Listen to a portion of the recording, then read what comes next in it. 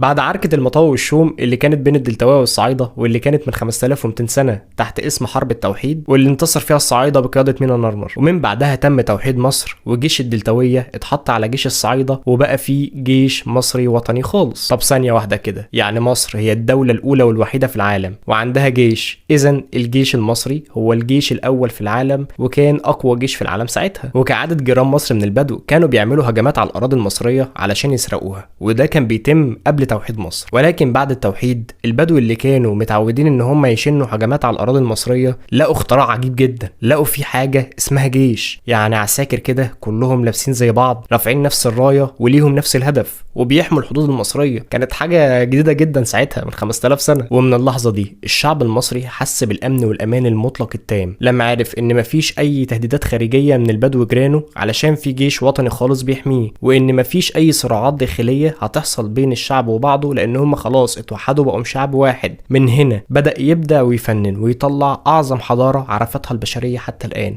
الا وهي الحضاره المصريه القديمه. الجيش النظامي المصري ده بقى مع مرور السنين بقى جيش نظامي اكتر واكتر، لان مع اول ملوك الاسره الثالثه الملك زوسر قسم حدود مصر لمناطق وسماها ابواب المملكه، وعلى كل منطقه او كل بوابه كان بيعمل حصن مستطيل وكان بيقعد فيه الجنود المصريين، ما بقاش بيسيبهم في الطل زي زمان. وقسم الجيش المصري لفوالق، وكل فيلق عباره عن فرق وكل فرقه 200 جندي. فبالتالي يا حبايب جدو الجيش المصري من قوه لقوه، والشعب المصري بقى بيعيش في قمه الامان كل فتره بتعدي عليه. والحدود المصريه دي ما كانش بيعرف يعديها اي مخلوق، مفيش خرم ابره. فالجيش المصري لما قفل اللعبه على البر دخل على البحر، يعني بر وبحر كان ناقص ان المصريين يطيروا حرفيا.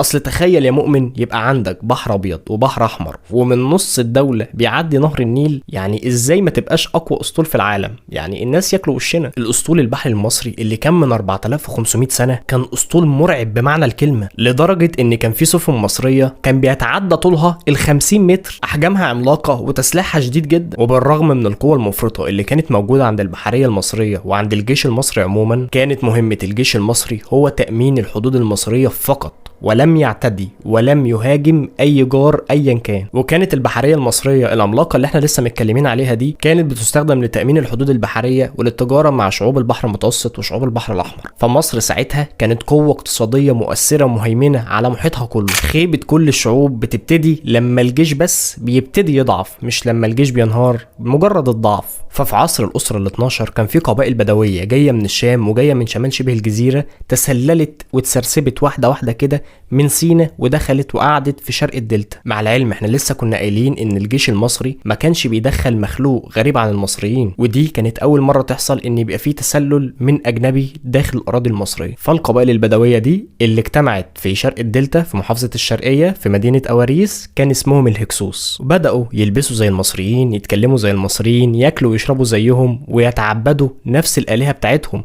وعلى فكره كانوا بيعبدوا الاله ست، اله الشر عند المصريين القدماء. بالرغم من كل المحاولات ان هم يتمصروا وان هم يختلطوا بالشعب المصري، فالشعب المصري كان عنده ثقافه كانت خط احمر. الشعب المصري عمره ما كان بيختلط بشعوب اجنبيه او غريبه ابدا مهما كان، لان المصريين كانوا شايفين نفسهم اعلى من كل البشر اللي على الارض، وحرفيا هم كانوا شايفين ان هم اعلى قيمه من اي حد يقدر يقارن نفسه بيهم. فكان الشعب المصري بيتكاثر وبيتجوزوا من بعض علشان عمرهم ما كانت ثقافتهم تسمح لهم ان هم يتجوزوا من قبائل بدويه غريبه العرق والثقافه عنه. وبسبب الاستيطان والاحلال الديموغرافي اللي بقاله سنين السنين اللي كان داير في مصر، تم احتلال الهكسوس لمصر السفلى من غير ما يترفع سلاح واحد. والمملكه المصريه والجيش المصري اتفاجئوا من القوه العسكريه الضخمه بتاعه الهكسوس اللي كانت بتكبر سنه ورا سنه سنه ورا سنه ببطء شديد جدا من غير ما المصريين كانوا يحسوا. ومن بعدها الجيش المصري انسحب للصعيد وبقت المملكه المصريه ناقصه حته، ناقصه الدلتا. ويرجع الجيش المصري بقياده الصعايده ويطرد الهكسوس بقياده الملك احمس وعيلته. بس الملك احمس ما اكتفاش بطردهم بس،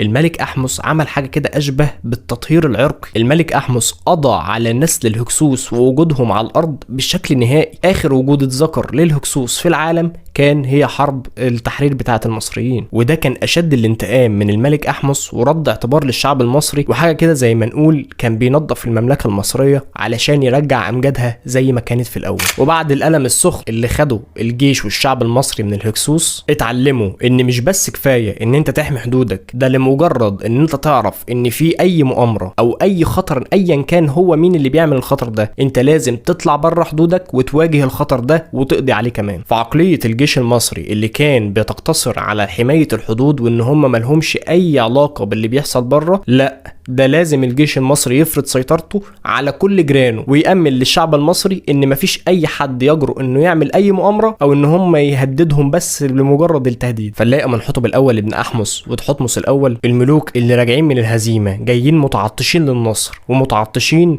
لعودة أمجاد الدولة المصرية من أول وجديد. فالدولة المصرية قدرت تفرض سيطرتها وسيطرة الجيش المصري من أول نهر الفرات في العراق شرقا لغاية ليبيا غربا، وبعد كده ومع مرور السنين قدروا يسيطروا من أول الأناضول في تركيا شمالا لغاية الشلال الرابع جنوبا ولغاية حدود أثيوبيا كمان، بل إن ما بعد حدود أثيوبيا كمان كانت بتدين بالولاء والطاعة وتقدم القرابين للملك المصري. الجيش المصري القديم كان عنده أول إمبراطور في التاريخ ألا وهو تحتمس الثالث، واللي خلى مصر اول امبراطوريه في التاريخ برضه. الجيش المصري القديم هو اول من عمل معاهده السلام، واللي عملها لاول مره في التاريخ هو الملك رمسيس الثاني مع الحيثيين. الجيش المصري القديم هو اللي بدع العسكريه، هو اللي بدع التنظيم والاستراتيجيات. والجيش المصري القديم كان طول عمره جيش وطني، عمره ما استعان الا باولاد بلده، اهل وناس البلد هم الجيش اللي بيحميهم. وطنيه الجيش المصري اللي متوارثه لغايه النهارده هي ميزه بيفتقدها دول كتير جدا في العالم، واللي في لحظه بنلاقي جيش البلد بيضرب في الشعب، لان دول ناس ودول ناس تانية خالص. واللي من رابع المستحيلات ان احنا ممكن نلاقيه في مصر. المره الوحيده اللي استعان فيها الجيش المصري القديم باجانب كان في عصر البطالمه، والجيش المصري بعد ما استعان بالاجانب ده الهزيمه والانكسار والتفكك. فعشان كده المصريين طول عمرهم ولازم يقفوا جنب جيشهم الوطني الخالص، اللي هما الاتنين نفس النسيج، الاهل والجيش واحد. ودي كانت حلقه مبسطه وخفيفه كده عن الجيش المصري القديم. هنتكلم بعد كده عن الجيش المصري في العصور الوسطى